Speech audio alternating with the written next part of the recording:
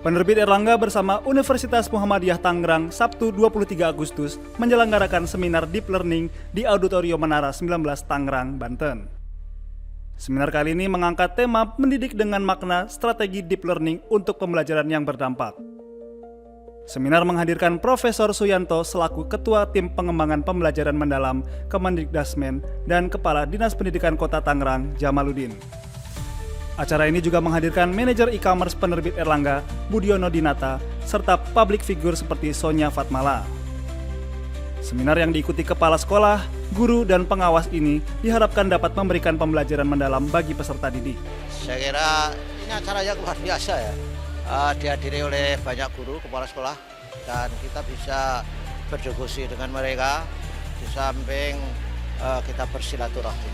Dan ini tentu saja merupakan momen yang baik buat guru untuk saling bertemu, merefleksi apa yang sudah biasa dilakukan di sekolah dan mendapat pemahaman baru mengenai pembelajaran mendalam yang awalnya disebut deep learning, tetapi kita bumikan menjadi pembelajaran mendalam.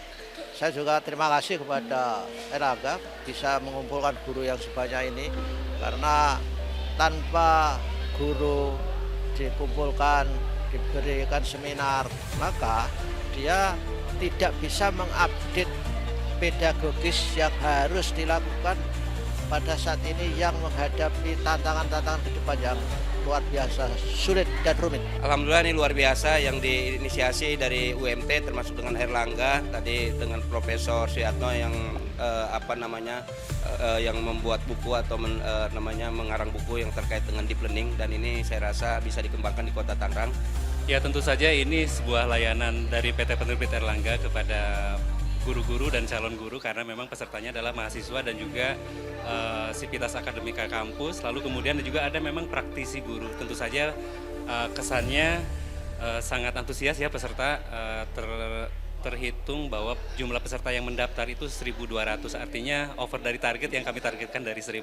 Luar biasa. Selain seminar, kegiatan ini juga menandai terjalinnya kerjasama dalam Memorandum of Agreement antara Fakultas Keguruan dan Ilmu Pendidikan UMT dan Penerbit Erlangga. Selain itu juga terdapat Implementation Agreement dengan program studi pendidikan guru dan pendidikan anak usia dini, serta pendidikan guru sekolah dasar. Dari Tangerang, Billy Yoga dan Hafiz Albar melaporkan.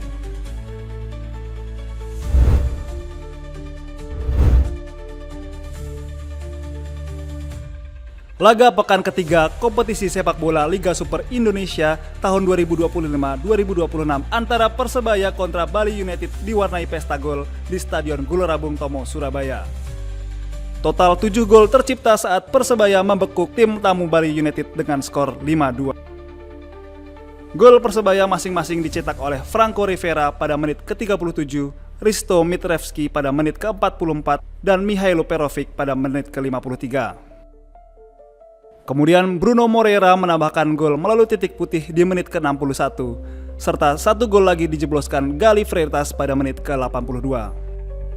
Sedangkan Serdadu Tridatu memperkecil kekalahan melalui gol Boris Kopitovic di penghujung babak pertama menit ke-47 dan Irfan Jaya pada menit ke-54. The last two matches were pretty well on the day, was not our best performance. So the compliments to the rest of the game.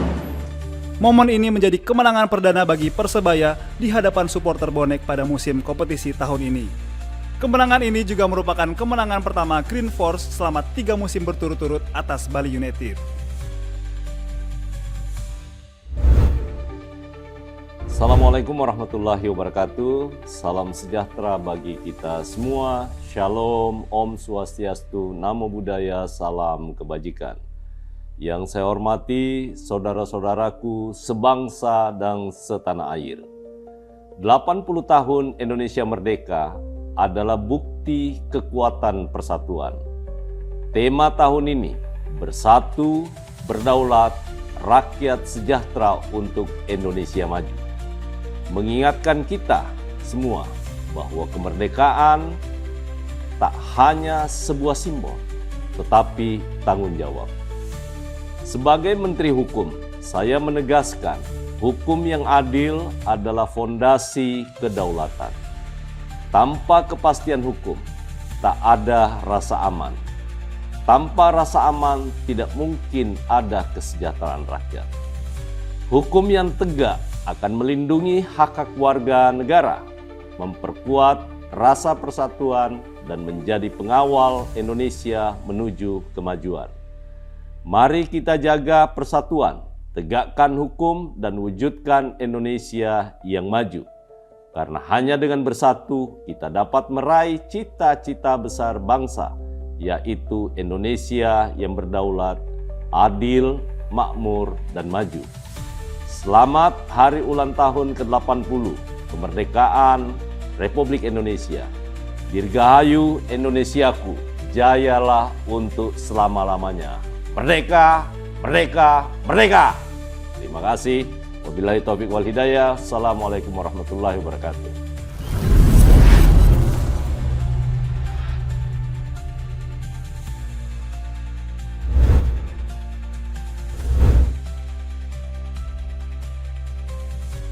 Kabupaten Aceh Tengah mencari bibit baru atlet dayung melalui perlombaan perahu naga di Danau Laut Tawar, Minggu 24 Agustus. Sebanyak 396 peserta dari berbagai usia mulai 17 hingga 50 tahun pun ikut serta. Mereka terbagi dalam 18 klub perwakilan dari 3 kecamatan yaitu Kecamatan Laut Tawar, Kecamatan Bintang, dan Kecamatan Kebayakan. 4 unit perahu milik pemerintah digunakan para peserta untuk berlomba dengan jarak tempuh sejauh 300 meter. Perahu naga ini merupakan beberapa kegiatan beberapa tahun kebelakang ini sudah kita lakukan, dan masyarakat juga ada beberapa juga perahu tradisional. Akan tetapi ini juga menjadi salah satu ikon yang kita ciptakan untuk Kabupaten Aceh Tengah, khususnya di Danau Laut Tawar. Selain mencari atlet dayung untuk bertanding ke tingkat provinsi maupun nasional, agenda ini juga menyemarakan peringatan HUT ke-80 RI. Pelatih Persatuan Olahraga Dayung Seluruh Indonesia, PODSI Aceh Tengah, Amiruddin pun melihat adanya potensi untuk bisa membina peserta yang berbakat. Orang yang belum pernah masuk ke PODSI itu, artinya masyarakat lah, menonjol, kiranya bisa kita bina ataupun kita latih. Itu yang kita ambil, kita rekrut untuk masuk ke PODSI, kita latih kembali. Lomba perahu naga berhasil menarik antusiasme masyarakat.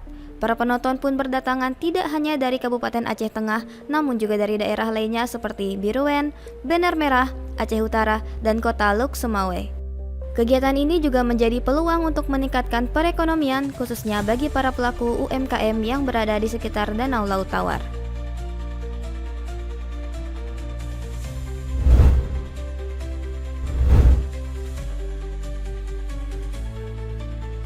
Anak-anak begitu antusias mengikuti Drone Kids Day di Surabaya Minggu 24 Agustus. Kegiatan yang digelar gratis oleh Drone Kids Academy ini berlangsung sejak pagi hingga sore yang terbagi dalam 4 sesi. Di setiap sesi, anak-anak diajak mengenal teknologi drone, yaitu pesawat tanpa awak yang dapat diterbangkan secara otomatis menggunakan program komputer atau dikendalikan dari jarak jauh oleh operator di darat. Anak-anak juga dikenalkan pada komponen dan cara merakit drone serta teknik coding dan pemrograman drone. Tidak hanya itu, sedari dini anak-anak juga diajarkan cara menerbangkan drone melalui simulasi hingga praktik langsung. Tadi belajar merakit, main simulator, berbasis dengan sains, teknik, engineering, dan matematik.